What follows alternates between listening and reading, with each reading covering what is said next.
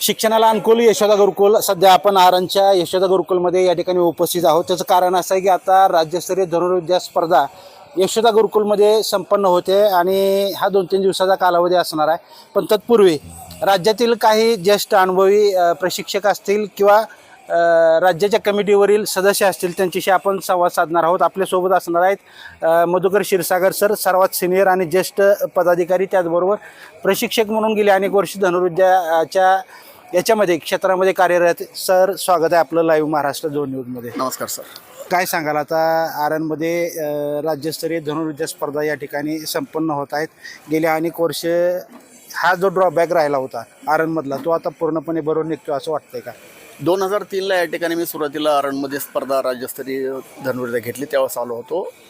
त्यावेळेस त्यांनी जे आर्चरीचं बोर्ड धरलेलं होतं, तर आज ह्या ठिकाणी पाहायला मिळतं की या ठिकाणचं त्यांचं शालेय इमारत आणि क्रीडांगण आणि ह्या ठिकाणी कसलीही कोणाचीही आज 1-2 राऊंड संपलेले, कोणत्याही खेळाडूला किंवा पालकाला कसल्याही प्रकारचा त्रास नाही. जे अपेक्षित आम्हाला होतं ते ह्या ठिकाणी मला पाहायला आज मिळते. त्याबद्दल सोलापूरचे रणवीर सर यांनी येत्या 23 वर्षाच्या काळामध्ये विद्यार्थ्यासाठी, खेळाडूसाठी, पालकासाठी भरपूर काही मेहनत घेतलेली आहे आणि त्यातून त्यांना यश येत आहे. त्याबद्दल सोलापूरच्या स्पर्धा म्हटलं की जरा हटके स्पर्धा असतात राज्यभरात. हा वेगळा अनुभव आत्तापर्यंत आलेला आहे.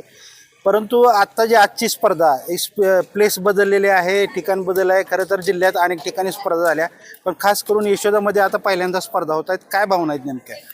तर ह्या ठिकाणचं निसर्गरम्य वातावरणामध्ये जे आदिवासी गेम आर्चरी असल्या कारणामुळं खरंच लेकरांना आपण त्या पद्धतीने खेळतो निसर्गाच्या सानिध्यामध्ये. त्यामुळं रणवीर सरांचे जे परिश्रम आहेत, शाळा आणि वेगळं काहीतरी करून दाखवणे त्यांची जिद्द आहे, ते त्यामध्ये यशस्वी ठरलेत.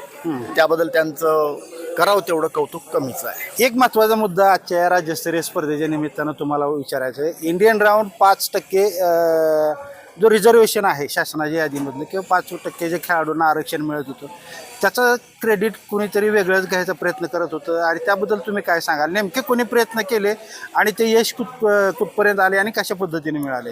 महाराष्ट्र धनुर्विद्या संघटना यांनी प्रयत्न करायच्या म्हणून अर्जबाजी शासनापर्यंत केलेली होती, परंतु त्याच्या पाठीमागे हात दोन ते लागलेले नाहीत. त्याच्यामध्ये आपले धनुर्विद्याचे खेळाडू उस्मानाबादचे आमचे आणि जे सध्या क्रीडा खात्याशी संबंधित आहेत त्यांचं या ठिकाणी योगदान जास्तीत झालं. चांबले सर आणि याच्या अगोदरच मी शासनाला लेखी कळवलं होतं की जर आपण या इंडियन राऊंडला 5% आरक्षणातून काढत असताल, ते जर देणार जर नसताल तर मी आत्महत्या करेल किंवा आत्मदहन करणार अशी पत्र दिलं होतं.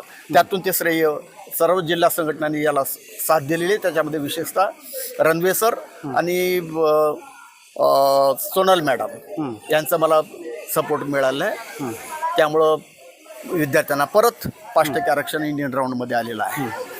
तर सध्या मधुकर क्षीरसागर सर होते, सगळ्यात सिनियर धनुर्विद्या क्षेत्रामध्ये कार्यरत असलेले. आपल्यासोबत आता आणखी एक आंतरराष्ट्रीय पातळीवरती ज्यांनी धनुर्विद्यामध्ये आपलं योगदान दिलं आहे, आपल्यासोबत पॅराऑलिम्पिकमधील धनुर्धर अमोल बोरीवली असणार आहेत. आजच्या स्पर्धेविषयी त्यांच्या नेमक्या काय भावना आहेत ते आपण जाणून घेणार. सर, स्वागत आहे लाईव्ह महाराष्ट्र 2 न्यूजमध्ये.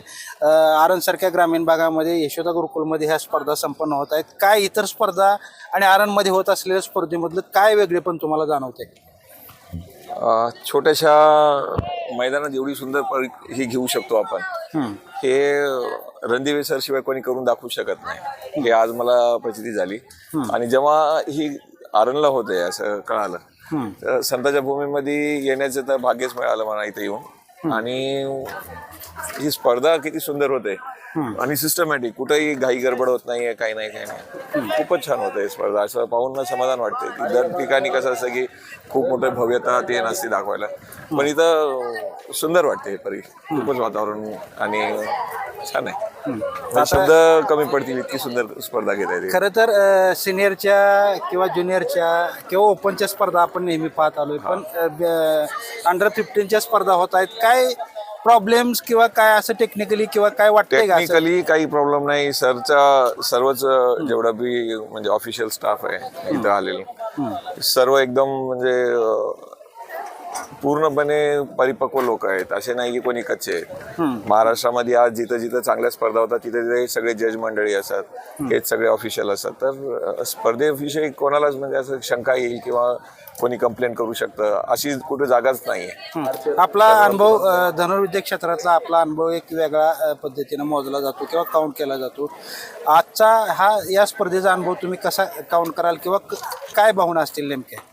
मी तर आता सांगितलं तुम्हाला की इतक्या प्रसन्न वातावरणात या संतांच्या भूमीमध्ये येऊन असं ही स्पर्धा अनुभव घेण्यासाठीच म्हणजे काही लोक असतात ना की एक नवीन आपल्या आयुष्यामध्ये घेऊन जातात आठवणी, तशी आठवणी साठवून ठेवण्यासारखी स्पर्धा झालेली ही. खूप खूप छान. तर धन्यवाद. तीर्थक्षेत्र आरणमधील यशोदा गुरुकुलमधल्या प्रेमाशिस मधील स्पर्धा ही निश्चितपणानं एक चांगली आठवण पुढच्या आयुष्यात धनुर्विद्येच्या क्षेत्रामध्ये कार्यरत असताना निश्चितपणानं राहील असं धनुर्धर अमोल बोरवले आपल्याशी बोलताना सांगतायत.